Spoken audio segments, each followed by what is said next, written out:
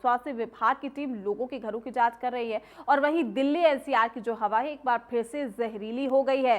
सुबह से ही नोएडा, गाजियाबाद में धुंध छाई हुई है।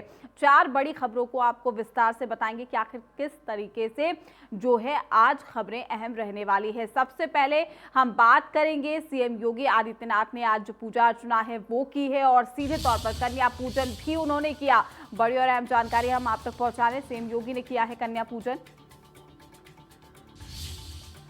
पूजन के बाद कन्याओं को भोज भी कराया, यानी कि कन्याओं को प्रसाद का भोजन कराया। महानवमी है और दशमी भी आज है और इस मौके पर सीएम योगी आदित्यनाथ ने कन्या पूजन किया। तस्वीरें आप देखिए, ये उसी दौरान की तस्वीरें हैं जब कन्या पूजन करते हुए सीएम योगी आदित्यनाथ नजर आए। अपने हाथों से उन्होंने कन्याओं को खाना जो है वो खिलाया, भोजन कराया है और यहाँ पर 9 कन्याओं का विधि विधान के साथ जो पूजा अर्चना की जाती है उसके बाद कन्याओं को भोग लगाया जाता है। सीएम योगी आदित्यनाथ ने कन्याओं के जो पैर है सबसे पहले उनको धोया, कन्याओं को तिलक लगाया, पूड़ी सब्जी और हलवे का भोग माता को लगाने के बाद यहाँ पर कन्याओं को खिलाया गया है। और देखिए तस्वीर उस दौरान की। नाथ संप्रदाय के महंत हैं सीएम योगी आदित्यनाथ, लगातार 3 दिनों से वहां पर हैं और 3 दिनों से विधि विधान के साथ यज्ञ करते हुए भी नजर आए थे। हमने आपको कल भी तस्वीरों से रूबरू कराया था और आज की तस्वीर है ये। कन्या पूजन किया गया। हर साल सीएम योगी आदित्यनाथ इसी तरीके से कन्या पूजन करते हैं। महानवमी के मौके पर सीएम ने विशेष पूजा की है। कोविड काल है, कोविड-19 चल रहा है, लगातार कोरोना का जो कहर है वो भी जारी है, इसलिए इस बार विजय जुलूस जो है वो नहीं निकाला गया, लेकिन विधि विधान के साथ पूजा अर्चना की गई।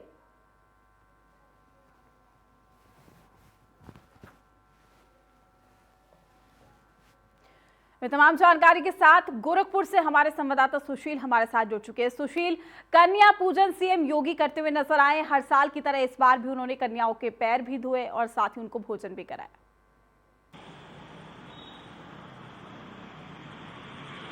बिल्कुल प्रीति, हर बार की तरह इस बार भी जो नाथ संप्रदाय की जो परंपरा है उसका जो है निर्वहन सीएम योगी आदित्यनाथ ने किया है।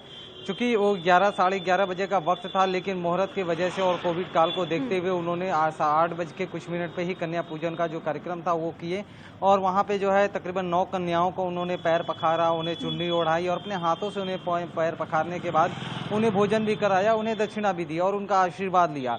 तो ये अपने आप में जो अहम परंपरा है वो नाथ संप्रदाय की वो सदियों से चली आ रही है और कोविड काल में भी इस परंपरा पे आँच नहीं आने दिया गया। उस परंपरा को, भले ही कोविड काल था लेकिन उस परंपरा को निभाया गया। उसके बाद से अब ये कार्यक्रम करने के बाद फिर सीएम योगी आदित्यनाथ तकरीबन 1 घंटे बाद जो है शस्त्र पूजा के कार्यक्रम में लग जाएंगे और शस्त्र पूजा, क्योंकि बुराई पे अच्छाई का जो प्रतीक है विजय दिवस के दिन जो है नाथ संप्रदाय में एक परंपरा है कि शस्त्र पूजा का कार्यक्रम होता है और ऐसे में शस्त्र पूजा के कार्यक्रम में करने के बाद सीएम योगी आदित्यनाथ एक अलग लिबास में नजर आएंगे और देर शाम 4 बजे के आसपास जो है एक जुलूस निकलता था हर बार, लेकिन कोविड काल की वजह से वो जुलूस नहीं निकलेगा। लेकिन सीएम योगी आदित्यनाथ उसी तरीके से शस्त्रों की पूजा करने के बाद एक अलग लिबास में बैठ करके अपनी गाड़ी से ही वो सीधे मानसरोवर पहुंचेंगे और मानसरोवर पहुंचने के बाद भगवान राम के मंदिर पहुंच करके वहां पे वो पूजा अर्चना करेंगे और शस्त्रों की पूजा करने के बाद फिर रामलीला मैदान से होते हुए फिर वापस गोरखनाथ मंदिर आएंगे।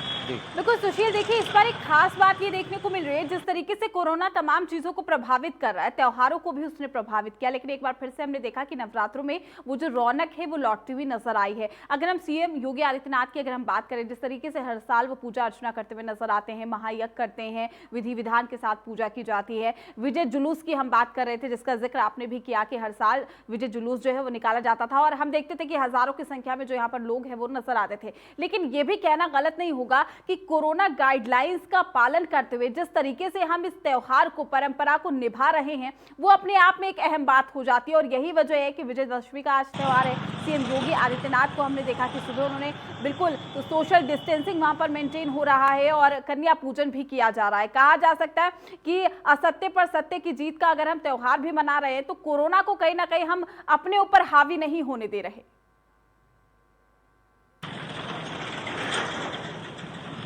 बिल्कुल, शायद यही वजह है कि सीएम योगी आदित्यनाथ की लोकप्रियता है। वजह है कि पहले हम सुधरेंगे फिर दूसरे को सुधारेंगे और सीएम योगी आदित्यनाथ ने इसको साबित किया है कि पहले जो है हमने उस परंपरा को निर्वाहन किया, कोविड काल को ध्यान में रख करके कोविड के नियमों का पालन किया और त्यौहार को भी मनाया, परंपरा को भी मनाया, और तब जाकर के इनका देखिए जो आम जनता है, जिनसे सरकारें अपील करती हैं, प्रशासन अपील करती है, तो जनता भी इस चीज़ को समझेगी कि जब प्रदेश के मुख्यमंत्री योगी आदित्यनाथ या तमाम प्रशासनिक अमला जब कोविड-19 का पालन करते हुए सारे त्योहारों को मना रहा है, सभी परंपरा का पालन कर रहा है, तो फिर वो क्यों ना कर सकते हैं। तो ऐसे में पूरे कोविड-19 के नियमों का पालन करते हुए आज कन्या पूजन का कार्यक्रम किया गया और आगे भी जो नाथ संप्रदाय की परंपरा है, विजय जुलूस है या जो शस्त्र पूजन का कार्यक्रम है, वो भी उसी कोविड काल को देखते हुए किया जाएगा। यानी कह सकते हैं कि सीएम योगी आदित्यनाथ वाकई में वो एक प्रदेश के लिए नजीर साबित हो रहे हैं, खासकर कोविड काल को देखते हुए कि इस पूरे त्यौहार को ही मनाया जा रहा है, आम आवाम त्यौहार को ही मना रही है, लेकिन कोविड जो है उन पर हावी नहीं हो पा रहा है। तो निश्चित रूप से कह सकते हैं कि परंपरा अपनी जगह, त्यौहार अपनी जगह और आपदा अपनी जगह। जी बिल्कुल, आपका शुक्रिया तमाम जानकारी देने के लिए। तमाम अपडेट्स भी हम आपसे लेते रहेंगे। वहीं विजयदशमी के मौके पर पीएम ने शुभकामनाएं भी दी है। बड़ी जानकारी आप तक पहुंचा दें। पीएम मोदी ने ट्वीट करके बधाई दी है। तो बुराई पर अच्छाई और असत्य पर सत्य की जीत का ये पर्व है। ये महापर्व हर किसी के जीवन में नई प्रेरणा लेकर आए। तो ट्वीट के जरिए तमाम बातें पीएम नरेंद्र मोदी ने कही है। साथ ही हम आपको ये ट्वीट भी दिखा रहे हैं जिसमें उन्होंने विजयदशमी पर ढेर सारी शुभकामनाएं दी। कहा असत्य पर सत्य की जीत का ये महापर्व है और सभी के जीवन में नई प्रेरणा लेकर ये महापर्व आए।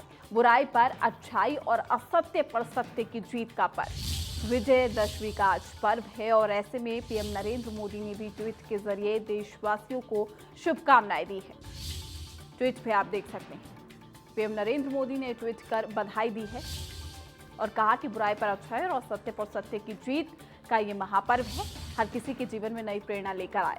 ये महापर्व हर किसी के जीवन में नई प्रेरणा लाए।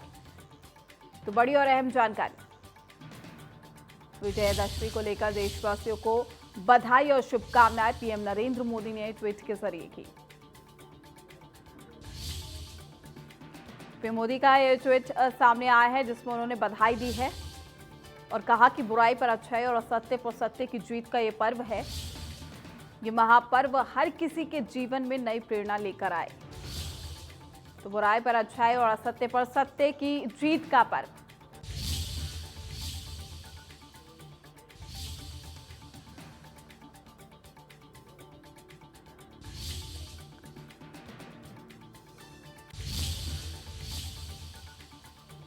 वही विजयदशमी का जो आज पर्व है वो मनाया जा रहा है। दो संवाददाता हमारे साथ जुड़ चुके हैं। सबसे पहले अबुल के पास जाएंगे जो अयोध्या में मौजूद है और साथ ही ललित भी हमारे साथ हमारे संवाददाता गाजियाबाद से जुड़ चुके हैं। चलिए सबसे पहले अबुल आपके पास जाएंगे। अयोध्या में आज आप किस तरीके का नजारा देख पा रहे हैं? चूंकि देखिए कोविड-19 ऐसे में कोरोना गाइडलाइंस का तो पालन करना होगा, लेकिन विजयदशमी का ये जो पर्व एक बार फिर से रौनक जो है कहा जा सकता है लौटती हुई नजर आ रही है। हाँ बिल्कुल प्रीति, क्योंकि अयोध्या में हालांकि कोविड-19 का प्रोटोकॉल जो अलग है वो उसको लेकर जो है तमाम तरीके की सावधानियां बरती जा रही है, लेकिन जो पर्व है चाहे विजयदशमी का हो चाहे जो पिछले दिनों रामलीला हुई अयोध्या में, चूंकि वर्चुअल रामलीला हुई कोविड के चलते, लेकिन देश दुनिया के लोगों ने इसे देखा। अयोध्या की इस रामलीला को पहली बार ऐसी रामलीला जो ना सिर्फ अयोध्या बल्कि देश के कोने कोने के लोगों ने वर्चुअल तरीके से इसे देखा और ये मनाया गया।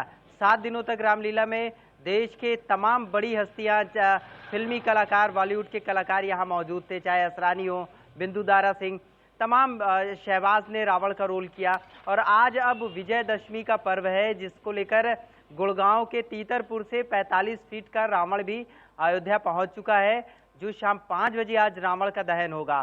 तो कुल मिलाकर बुराई पर अच्छाई की जीत का जो ये त्योहार है इसको मनाया जाएगा और पूरी अयोध्या इसके लिए तैयार है, क्योंकि अयोध्या ने हमेशा से संदेश दिया है और इस बार जो संदेश है अयोध्या का वो ये है कि कोविड के चलते किसी भी तरीके से महामारी को बढ़ावा नहीं देना है, संक्रमण को नहीं फैलने देना है।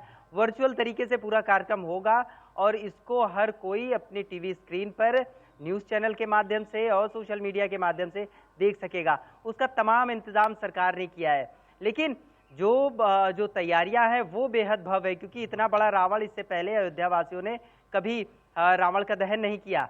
खास तौर से गुड़गांव के तीतरपुर से बनकर आया है ये रावण। और इससे पहले की अगर बात की जाए तो अयोध्या में बहुत छोटे पैमाने पर, हालांकि अयोध्या भगवान श्री राम की नगरी है, लेकिन उसके बावजूद अयोध्या में बड़े छोटे पैमाने पे रावण का दहन होता था, छोटा सा रावण बनता था, अयोध्या वासी ही इसे बनाते थे। लेकिन इस बार भव्य तरीके से ये पूरा कार्यक्रम होगा और जिसको पूरी दुनिया देखेगी। जी बिल्कुल, मैं आपके पास लौटूंगी। वही नोएडा से भी लाइव जुड़े हुए हैं हमारे संवाददाता ललित मोहन। ललित, किस तरीके का आयोजन नोएडा में किया जा रहा है विजयदशमी को लेकर? चूंकि कोरोना गाइडलाइंस का पालन करना भी लाजमी हो जाता है, रावण दहन का क्या कार्यक्रम रखा गया है? कई जगहों पर आयोजन आप देख पा रहे हैं और किस तरीके की तैयारी की गई है उसको लेकर?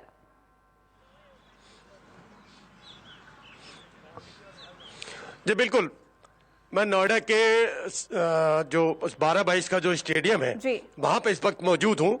आप मेरे पीछे भी देख सकते हैं कि ये देखिए, मैं आपको दिखाना चाहूंगा कि बिल्कुल तैयारी हो चुकी है। फिलहाल जो है जिस तरीके से जो पहले हाइट हुआ करती थी उस हाइट में और अब की हाइट में कहीं ना कहीं अब अंतर नजर आ रहा है, क्योंकि 80 फीट जो पहले हाइट होती थी वो घटकर जो है करीब 15 फीट के आसपास जो है यहाँ पे कर दी गई है। चारों तरफ ये ग्राउंड जो आप देख रहे हैं, इस ग्राउंड में एक जमाने में अगर हम ये कहें कि यहाँ पर एक मेला लगता था, झूले लगते थे, तमाम चीजें ऐसी हुआ करती थी।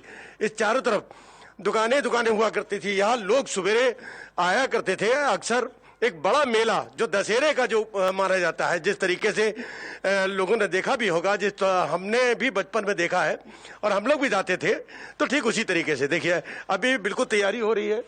ये रावण है, शायद रावण की तैयारी की जा रही है, इसको लगाया जा रहा है। यहाँ पर जो काम कर रहे हैं उनसे भी बात करने की कोशिश करेंगे। भाई साहब, ये जो आप जो बना रहे हैं ये क्या है? ये रावण है क्या? ये कुंभकर्ण है। अच्छा, ये कुंभकर्ण है। और देखिए इसके बराबर में जो है वो मेघनाथ है। ललित, बिल्कुल आप इनसे पूछिए कि इस बार इन्हें किस तरीके की तैयारी और किस तरीके की परेशानी भी झेलनी पड़ी है। चूंकि सीधे तौर पर हम कह सकते हैं कि कोरोना की वजह से वो तमाम जो इंतजाम किए जाते थे, जैसा कि आपने कहा कि 80 फीट का रावण अब 15 फीट में कन्वर्ट हो गया है, तो ऐसे में इनको कितनी परेशानी आ रही है, क्योंकि इनका रोजगार ही इन तमाम चीजों से चलता है।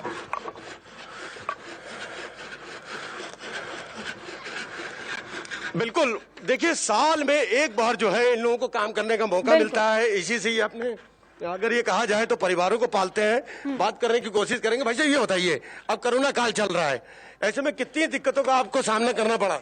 7 महीने करना पड़ा। 7 महीने जी 7 महीने परेशान है। अब जैसे दशहरा आता है, उन्हीं दिनों जो है आप लोगों का काम ये शुरू होता है, जो आप पुतले बनाने का काम करते हैं, फिर पूरे साल भर तक किस तरीके से अपने परिवार को पालन करते हैं? मजदूरी करते हैं, बस मजदूरी करते पेट पालते हैं। तो अब की और कुछ ये फर्क नजर आया? जो पिछले बार जो था, जिस तरीके से एक हाइट में रावण बनता था और पैसे भी आप लोगों को उसी हिसाब से मिलते थे, अब की पैसे में? अब पैसे कुछ नहीं है, अब तो फ्री बराबर में। जी बिल्कुल, अगर ये कहा जाए तो गलत नहीं होगा कि कोरोना का जो असर है, कोविड-19 का जो असर है, वो देखने को इसलिए मिला है कि ये वो लोग हैं जो पुतले तैयार करते हैं। लेकिन अगर इनकी हम बात करते हैं, अभी आपने सुना भी होगा कि जिस तरीके से पहले पुतले तैयार किए जाते थे, जो पैसे मिला करते थे, अभी ये जो पुतले तैयार हुए, एक तरीके से अगर ये कहा जाए तो एक तरीके से फ्री ये सेवा है। बिल्कुल, असर तो देखिए कहीं ना कहीं दिखाई दे रहा है। बिल्कुल ललित, आपका शुक्रिया, आप हमारे साथ जुड़े। अबुल, आपका भी शुक्रिया, आप हमारे साथ जुड़े। वही गोंडा से हमारे संवाददाता अभिषेक भी हमारे साथ जुड़ चुके। तो अभिषेक, गोंडा में किस तरीके की तैयारी, किस तरीके के इंतजाम?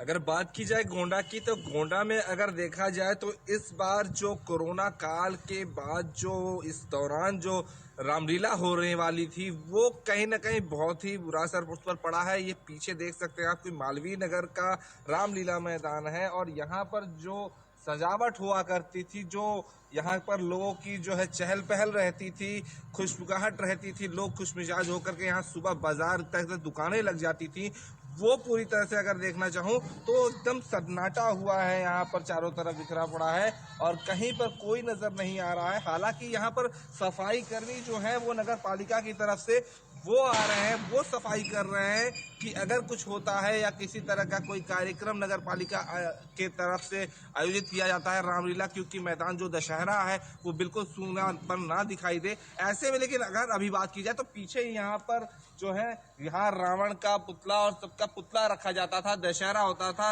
और जो विजय होती है कि बुराई पर अच्छाई की जीत, वो त्योहार मनाया जाता था। लेकिन जो इस काम को करने वाले लोग थे उनके सामने भी बहुत बड़ी चुनौती इस कोरोना काल में रही कि उन्हें भी इस बार काम नहीं मिला, क्योंकि उनका रोजी रोटी का साधन वही था कि वो जो है अपने अत्याधुनिक पटाखों और आतिशबाजी के जरिए जो है पुतला बनाया तैयार करते थे रावण का, मेघनाथ का, लेकिन वो इस बार वो भी उससे छूते रह गए हैं। तो ऐसे में कोरोना काल का जो है असर जो है इस बिल्कुल कोरोना का सीधा असर दिखा दे रहा है। अभिषेक, आपका शुक्रिया, आप हमारे साथ जुड़े। और कहा जा सकता है कि कोरोना हर त्योहार को प्रभावित भी कर रहा है, लेकिन विजयदशमी है आज। आप भी कोरोना गाइडलाइंस का पालन कीजिए और अपने त्योहार को शांति के साथ, सौहार्द के साथ मनाइए। फिलहाल के लिए इस बुलेटिन में इतना ही। नमस्कार।